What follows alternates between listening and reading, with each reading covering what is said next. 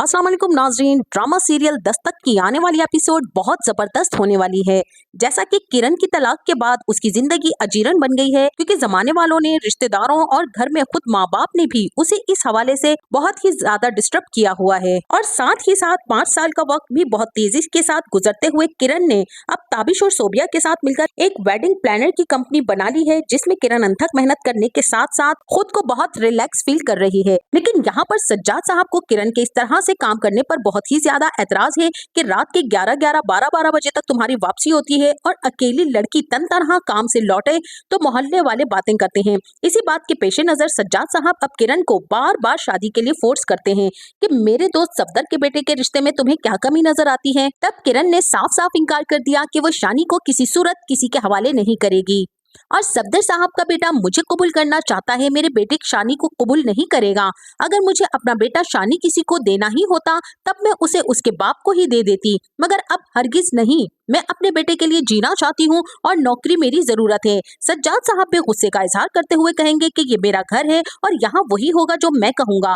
किरण भी अब सोचने पर मजबूर हो गई है कि अगर अपने ही घर का मसला है तो मैं अपने घर का बंदोबस्त कर लूंगी, मैं यहाँ से चली जाऊंगी। ये सारी बातें सुनने के बाद किरण की माँ सादिया बेगम सज्जाद साहब को कहती है कि ये घर मेरे नाम है, आप किरण को यूं घर से बेदखल नहीं कर सकते। जिस पर किरण के वालिद सज्जाद साहब कहेंगे कि तुम किस किस्म की गलतफहमी दिल में रख रही हो, तुम्हें किसने कहा कि ये घर तुम्हारा है, ये घर तो मेरा है। जिस पर किरण की वालदा सादिया बेगम सख्ते में चली जाएंगी और कहेंगी कि ये आप किस किस्म की बातें कर रहे हैं, ये मेरे माँ बाप का घर है और ये मेरा घर है जो कबीर ने मुझे मेरे नाम पर करके दिया है। अब सज्जाद साहब कहेंगे कि कागजात में तो ये घर तुम्हारे भाई कबीर ने मेरे नाम किया है। ये सुनते ही सादिया बेगम के तो पैरों के नीचे से जमीन निकल जाएगी। उन्होंने तो कभी सोचा भी नहीं था कि उनका अपना शौहर उन्हें इतना बड़ा धोखा देगा और धोखे से उनसे साइन करवा लेगा। अब सादिया बेगम जब अपने भाई कबीर को कॉल करेंगी और कहेंगी कि कबीर तुमने ये घर अपने बहनोई के नाम क्यों लगवाया है। अब जिस पर कबीर मामू कहेंगे कि नहीं आपी, वो घर तो आपका है और मैंने आपके शौहर के नाम नहीं किया है, मैं तो आपके नाम करके आया हूँ।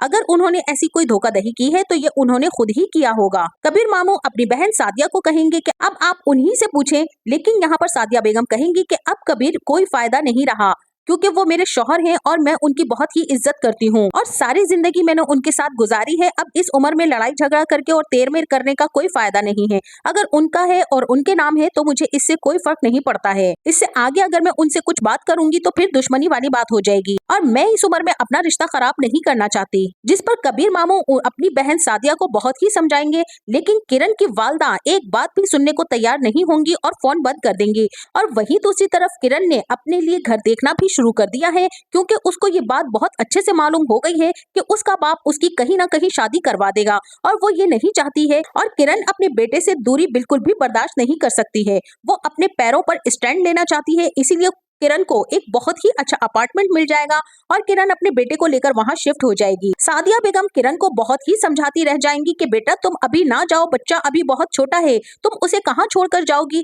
जिस पर किरण कहेगी कि मैं कुछ ना कुछ मैनेज कर लूंगी, आपको मेरे लिए परेशान होने की जरूरत नहीं है और बेहतर यही है कि मैं अपने घर चली जाऊं। और किरण अपने बेटे को लेकर नए फ्लैट में शिफ्ट हो जाएगी। और वहीं दूसरी तरफ फरियाल ने भी अपनी सास की नाक में दम कर रखा है। वो अपने शौहर सैफ को लेकर हर वक्त घूमती फिरती रहती है और अपनी सास का बिल्कुल भी ख्याल नहीं रखती है। सैफ जो कि अपनी बीवी के पीछे लगकर अपनी माँ को बिल्कुल ही भूल चुका है। अब सैफ की माँ को एहसास हो रहा है कि उन्होंने किरण के साथ बहुत ही ज्यादती की है। अगर सैफ किरण को पसंद नहीं करता था तो उन्हें सैफ और किरण की शादी नहीं करवानी चाहिए थी। इस तरह से उन्होंने किरण की भी जिंदगी बर्बाद की है और अपने पोते से भी वो हाथ धो बैठी हैं। और इसी के साथ किरण जब अपनी दोस्त सोबिया के साथ ऑफिस में बैठी होगी तब किरण के चेहरे पर परेशानी देखते हुए सोबिया जरूर पूछेगी कि तुम आखिर इतनी डिस्टर्ब क्यों हो। तब किरण अपनी दोस्त सोबिया को सारी सूरत हाल बता देगी कि किस तरह से उसके माँ बाप ने उसको परेशान किया हुआ था और वो शादी नहीं करना चाहती है। अगर घर का ही मसला था तो मैंने अपना एक अलग फ्लैट ले लिया है और मैं उसमें शिफ्ट हो गई हूँ।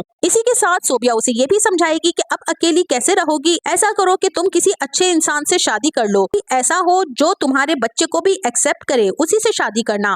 किरण कहेगी कि इस सोसाइटी में एक बच्चे की माँ को खुद 40 साल 2 बच्चों का बाप एक्सेप्ट करने को राजी नहीं है, तो मैं इतनी उम्र से भी बढ़कर किसी के बारे में कैसे सोच लूं। और मुझे लगता है कि अब अगर मुझे शादी करनी ही है ना तो सोच समझ कर करनी है, वो भी मैं अपनी मर्जी से करूंगी, जबरदस्ती किसी के दबाव में आकर नहीं करूंगी। और वहीं दूसरी तरफ मोइज भी अब सोबिया से मिलेगा और उससे किरण का मालूम करेगा कि आजकल वो कहाँ है और कैसी है। तब सोबिया मोइस को सारी सूरत हाल किरण के बारे में बता देगी, जिसे सुनकर मोइस बेहद परेशान हो जाएगा और वो किरण से मिलने उसके घर चला आएगा। जब किरण ऑफिस के लिए निकल रही होगी तब वो मोइस को देखकर हैरान ही रह जाएगी कि इतने सालों के बाद मोइस को देखकर किरण का दिल बेकाबू हो जाएगा और वो समझ नहीं पा रही होगी कि मोइस मुझसे मिलने के लिए कैसे आ गया है। तो आगे चलकर ये ड्रामा बहुत ही इंटरेस्टिंग होने वाला है और किरण की जिंदगी में भी खुशियां आने वाली हैं। तो नाजरीन, आपका इस ड्रामे के बारे में क्या ख्याल है और आपको ये ड्रामा कैसा लगता है? इसके कौन से किरदार आपको बहुत ज्यादा पसंद हैं? अपनी राय का इजहार कमेंट बॉक्स में जरूर कीजिएगा।